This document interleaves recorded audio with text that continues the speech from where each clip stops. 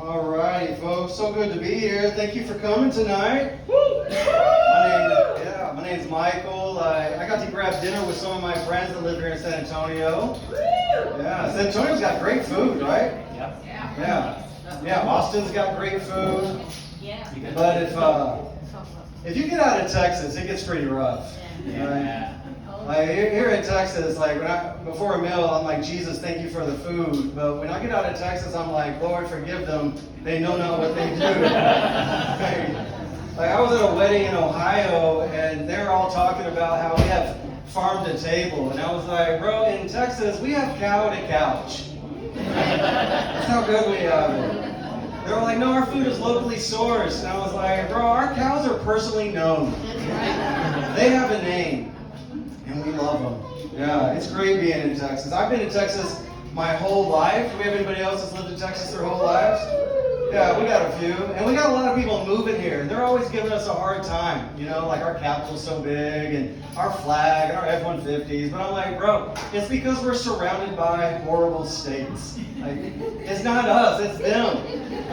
Like Louisiana. Is anybody from Louisiana? Like Louisiana is like your middle school crush. Like you start there, you don't stay there. Like Katrina was just a reason to leave. Then Arkansas, Arkansas is like, that cousin in the family that nobody likes. Like we grew up around it. Like you love them, but you don't want to beat them, And then Oklahoma. Anybody gonna claim Oklahoma? Oklahoma's state motto. Oklahoma is okay. That's like a cry for help. So, bro, that's not on us. Like, that's because they're horrible states. And you might be thinking, Michael, you forgot about New Mexico. Exactly. Like, everybody forgets about New Mexico. But I love Texas. I love Central Texas. And so good to be with you here tonight. I don't want to make you too uncomfortable, but I do work as a pastor for a small Christian church in Austin. Thank you. All right, thank you. That's right, folks. The world has gotten so bad that God is now sending pastors to you. We can't wait for you to come to us. Like, we got to come to you. Right? I tell people I'm like a spiritual Liam Neeson. Like, I don't know who you are, but I will find you and I will pray for you. That's right. I'll baptize you right now. I think I saw a horse trough out there somewhere. Yeah, being a pastor and doing comedy is a little weird. It's like a vegan at a barbecue party. Everybody's nice to me and all, but they're just waiting for me to leave. Like, come on, pastor, it's time for you to go home. Had enough of that. It's usually at this point that people are like, so, is this guy, is this a bit? I really am a pastor. And then people will say to me, like, so you trying to be one of those cool pastors? And that hurts, I mean, these pants came from Costco, so I think we know who's cool, right? But people will pick on me as a pastor because they think, well, pastors won't fight back. But I'm like, bro, pastors have put more people in the ground. That's right.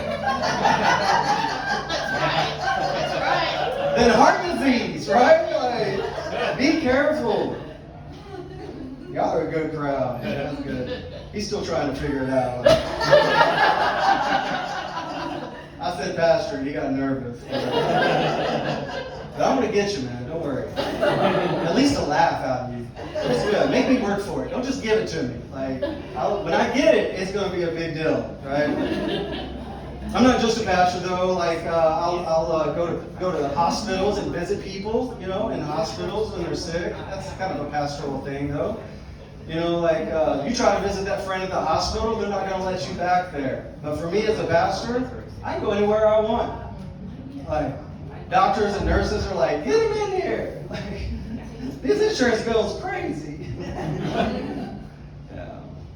Yeah, people find out I'm a pastor, it's like, wah, but you start knocking on death's door, and all of a sudden, everybody wants to talk to a pastor.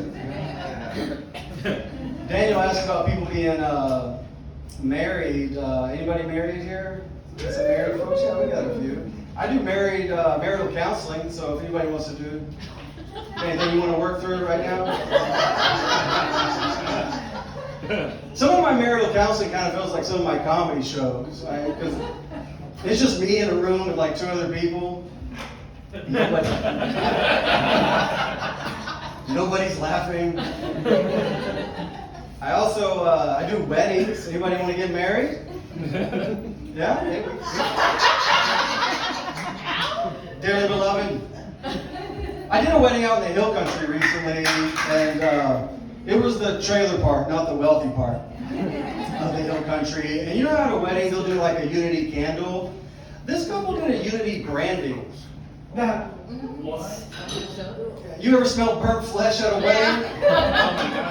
Because I have. It's not good. It's rough.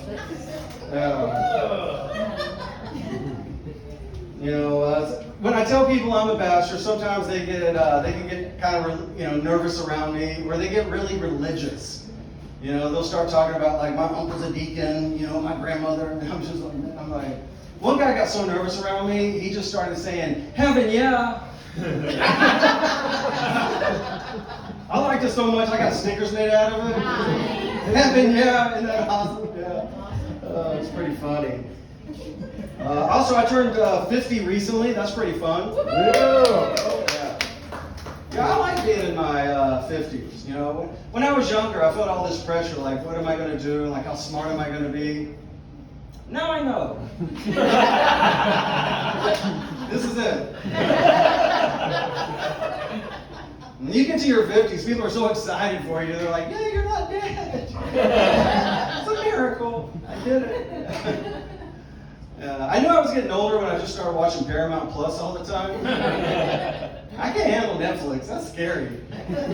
I need like 14 seasons of Blue Bloods. Right? Just feel safe. See, I've been getting these emails from LinkedIn. Do you guys get these emails from LinkedIn? Just like you've appeared in 15 searches, and no one ever contacts me. And then LinkedIn will be like, would you like to appear in more searches? And I'm like, how come? Yeah. Like, all you're doing is telling me that people out there know I exist, and they don't care. Yeah. It's rude. And then LinkedIn will be like, would you like to add Microsoft Word to your resume? And I'm like, really, LinkedIn? You think that's the problem? Like, all these people are trying to find me, and then they don't see Microsoft Word, and they're just like, nah, not interested. It's rough being in your 50s. I go to the bank buildings. Have you ever been to a bank building recently? Yeah, I still go to a bank building, right? I walked in recently, and the lady behind the counter was like, hey, everything you need here, it's online. I was like, yeah, well, I'm already here. She's like, yeah, but everything you need is on the app. I was like, look, lady, I work as a pastor. I already deal with one invisible entity all day. Like, I want to see my overdraft fees face to face like a real human. Because banks and churches have things in common. There's always somebody whispering things like, what's in your wallet? That's silly. You guys are fun. I'll be married 27 years this June. Yeah, my beautiful wife back there with me. Thankful for her. It's the summertime, right? She loves going to the beach. She loves to collect seashells. Do y'all like seashells? Yeah. I was sitting there watching her, and I'm thinking to myself, this is basically just dead marine life washing up on the shore. Like, nowhere else in life would this be acceptable. Like, we were at National Park in Colorado, and we saw the carcass of an elk, and we ran for our lives, wanted nothing. We were in New Orleans, we saw those above ground graves, we're like, no. But when it comes to dead sea life washing up, everybody look, it's so pretty. I was like, bro, that's somebody's uncle. It's not a vacation spot, it's a crime scene. And then my wife will collect them all and put them in a jar in a dark room. That's creepy. But I'll finish with this.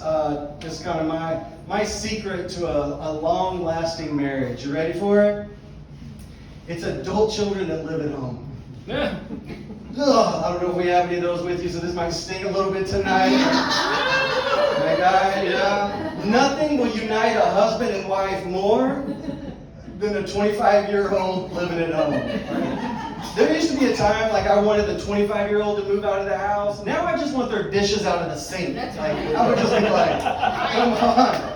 It's like, what is going on? Like sometimes my adult children will text us, and who am I kidding? They never text us. Their communication is like a Bigfoot sighting. It's like rare and infrequent. It's like what? Sometimes I will literally change the Paramount Plus password just so I can hear from my adult children. They'll call me and I'll tell them the password. They'll say thank you. And then when we hang up the phone, I'll be like, for everything. Oh. I was talking to my adult daughter recently, and she asked me, advice for life. And I was like, keep it cool. This is it.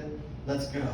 And she went out and did the exact opposite of what we talked about. My wife and I have never been closer. You know that phrase of the enemy of my enemy is my friends? Yeah. That's what applies to adult children. You don't need to go to a marriage seminar. You just need adult children. So you guys, you're doing so much for your parents' marriage. Hey guys, this is my sticker for you. If you will follow me, Michael Dennis Comedy, I'll give you, and show it to me on your phone, I'll give you a free sticker. Thank you so much.